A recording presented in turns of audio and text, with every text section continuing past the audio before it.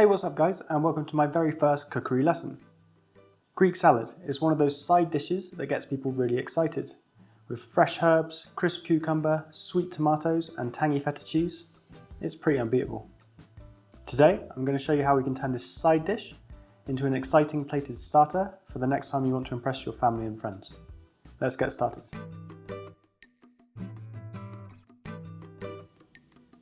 The ingredients we're using for this recipe are feta, cherry tomatoes, capers, basil, oregano, Kalamata olives, extra virgin olive oil, lemon, cucumber, green pepper and a red onion.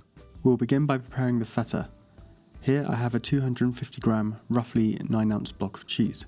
This is enough for 4 portions, but could be pushed to 5.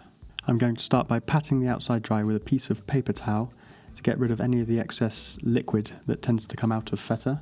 We don't really want this on our final plate. Once you're happy your block of cheese is dry on the outside, grab a knife, something that's longer than your block of cheese, and find your halfway point. We're going to cut the block of cheese in half, then we're going to cut those halves in half again. This ensures that we get perfectly even portions, and that none of your guests sat at your table will be unhappy because the person sat next to them has more cheese on their plate than they do. If you've opted to go for 5 portions, then make little incisions across the top of the cheese to roughly gauge that the portions will be even. Next, grab a plate or a tray or anything that you have that's flat and carefully place your feta portions onto it.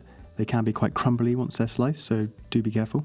Now, get your extra virgin olive oil and using around half a teaspoon on each portion, spread it evenly over the surface using the back of your teaspoon. This is not only going to flavour our feta, but also give us something to stick our herbs and spices to. Next, we're going to get some freshly cracked black pepper. And we're going to just sprinkle this on from a height so we get some even distribution over the portion of cheese. Not too much, but not too little. We want to taste it, but we don't want to blow everyone's heads off. After that, we're going to get a few fresh oregano leaves. You could use dried here if you wanted, but fresh is better. And we're just going to pick them apart over the top of the feta, bruising them slightly with our fingers and ripping them into little pieces. This will help to release all their flavours and fragrances. That's everything we need to do to the feta, so we're going to place that to one side and move on to preparing the red onion. We will start by cutting the red onion in half through the root and placing one of the halves to the side because we'll only need one for this. Then cut off the top of the onion, and then we're going to peel off the outside papery layer as well as the first layer of flesh as well. This first layer of onion flesh can be quite leathery, quite dry, and we want nice delicate slices of onion for this salad. After that, we're going to chop off the root. I do this at a 45-degree angle rather than just chopping off the little hairy bit on the end. This means that all of our slices will fall apart nice and evenly and not be held together by any remaining root. Then turn the onion so the lines are facing the same direction as your knife and start to take a few slices. Notice how I'm moving forwards with my knife as well as pushing down. If you just use a downward motion, then you tend to crush whatever you are cutting.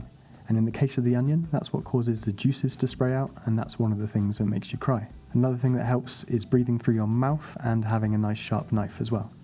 But if you're looking for an excuse to have a little cry, then go for it. Just remember to take your time and get nice thin slices. A mandolin would be the perfect tool for this job, so use one if you have one.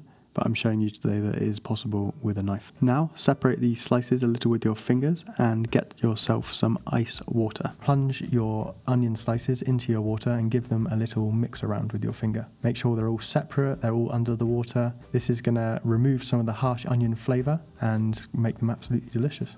Now onto the green pepper. For this, we want a really fresh, crisp pepper. Nothing old and wrinkly here. We are going to take our slices through the middle or the equator of the pepper. We're going to start by taking off the bottom of the pepper. A nice sharp knife is really needed for this, so don't be scared, sharpen your knife. If not, a mandolin or serrated knife would be the next best options. Supporting the sides of the pepper with our middle finger and thumb, use an over-exaggerated sawing motion, which means moving forwards and backwards with very little downward pressure in order not to crush our nice slice of pepper and retain its nice natural shape. Keep your knife as straight as possible so we get as even of a slice as possible. We only need 2 slices per plate, but if you're struggling with this, you could get away with using 1 slice per plate. After that, grab a small knife and we're just going to remove the pith, the white part on the inside of the pepper, and any remaining seeds, as we don't want these on our plate in the end. They can be bitter and not very nice to eat. So just take your time and remove them all like this, and that's us done with the pepper. Put them to one side, and we're going to move on to preparing the cucumber. We're going to use the same forward slicing motion that we've been using with the onion and the pepper to take some really super thin slices. We want to see the knife through the slice. Really thin and delicate is what we're looking for. A mandolin is the perfect tool for this job, but I'm showing you today that it is possible with a knife because not everybody owns a mandolin. So, using your index finger as a guide for the knife and supporting the sides of the cucumber with your middle finger and thumb again, just gradually take your slice. You won't always get a whole one like that, but it doesn't matter. What matters is getting nice, thin, delicate slices of cucumber, not thick poker chip wedges of cucumber. And we only need around 10 slices per plate. Now, onto the cherry tomatoes. I'm just going to cut these in half, but I'm going to do it in a few different ways to keep things interesting. So, some top to bottom, like this, some through the equator, and I'm also going to do some diagonally as well. See how I'm using the exaggerated forwards and backwards motion also with the knife. I'm not coming down and crushing the poor little tomato. This is going to help to keep all its seeds and juices inside and keep them absolutely delicious. We need 4 or 5 whole tomatoes, 8 or 10 halves, and now we're just going to season them with a little bit of flaky sea salt, or you could use a little bit of kosher salt if you prefer also. Just sprinkle a little bit over, mix them around. Tomatoes always benefit from a little help from some salt. We're just going to leave them to sit to marinate for 10 minutes, and we're going to move on to our plating.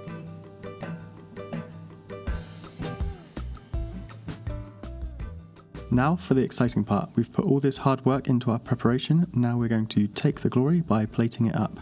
We're going to treat our plate like a clock face, paying particular attention to 12 and 6. We'll start by laying down the cucumber, starting in the 12 o'clock position, but keeping a border just inside the rim of the plate. We're going to lay the cucumber down in a fish scale effect, just overlapping one another, down to the 6 o'clock position. Then start to fill the area to the right of the cucumbers. I'm going to use another 3 slices on that row, then another 2 slices on the next row. That's it for the cucumber. Now onto everyone's favourite, the feta. It's been marinating in the olive oil, oregano and black pepper, and it's going to be amazing. Carefully pick up your feta and place it just overlapping the cucumber. Next up, the cherry tomatoes. They've been marinating in the salt for around 10 minutes, but this could be longer if needed. I'm going to arrange them on top of these slices of cucumber in whatever way looks nice. They've absorbed that salt that we sprinkled on them 10 minutes ago, and they look amazing. Once you have your 8 to 10 half pieces of cherry tomato arranged however you like, we'll move on to the green pepper. For this, we're going to try and create some height on the dish. This is a very flat dish, but we're going to try and create some height with this pepper. So we're just going to thread it in under the tomatoes, and we're going to have them leaning just up against the feta. This is going to look really nice and is going to give us some contrast on our plate, so everything's just not flat on the plate. And that's perfect. Now, moving on to our Kalamata olives. These are pitted Kalamata olives. Don't go putting olives with stones still inside them. People don't like biting into an olive with a stone still inside it. That would not be a good move. Okay, we've just arranged 5 of those onto the plate. Now onto the capers. Now these aren't traditional on our Greek salad, but I absolutely love them. They have a great flavour. They're just delicious. I'm only going to use them very sparingly though, so we're just picking a few of the petals off of the capers, and we're just placing them on the tomatoes, on top of the vegetables. I probably used about 4, maybe 5 capers in total, just enough for a little subtle hint of flavour. Now onto the lemon. This is going to give us some much needed acidity in this dish to help cut through the rich saltiness of the feta. I'm just going to place a few drops over the olives, over the tomatoes, and also a few drops onto the feta cheese as well. But when I mean a few drops, I mean a few drops. We don't want the plate swimming in lemon juice. Okay, now onto the fresh herbs. The oregano looks great. The basil looks amazing. I've got nice young herbs, nice small leaves. We don't want anything too big, anything too robust, anything too fibrous. I'm just going to pick a few of the leaves off and just place them on top of the tomatoes. Anywhere really, anywhere that looks nice. Same with the basil, whatever looks nice. Try and create some height, but it's your artist's palette, so you arrange it how you feel fit. I've gone with about 6 leaves of each. Now onto the red onion. Getting a paper towel, we're just going to drain off a few of these slices. They've lost a lot of this harsh oniony flavour and gotten a little translucent as well.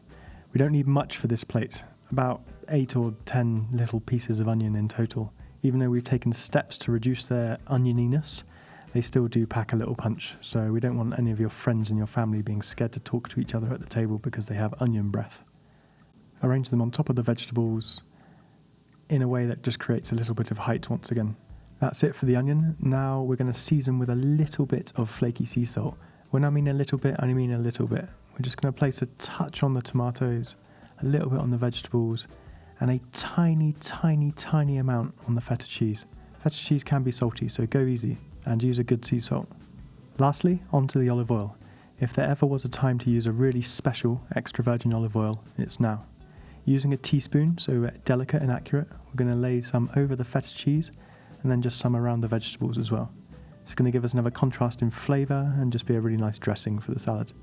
And that's us finished. That's our plated, beautifully presented Greek salad ready for your next dinner party, family meal, whatever you want to use it for, really. This will really impress your family and friends. I hope you've enjoyed watching this video as much as I've enjoyed making it. Give me a like, give me a thumbs up if you've also enjoyed the content. This is the first lesson of many, and I'm excited to share all my knowledge with you guys. Also, I've plated this on a white plate as well, because not everybody has black plates at home, and it shows, I think it looks just as good, if not better. It looks really clean, really presentable. I really hope you try this recipe soon, and happy cooking, guys. I'll see you in the next lesson. Cheers, bye.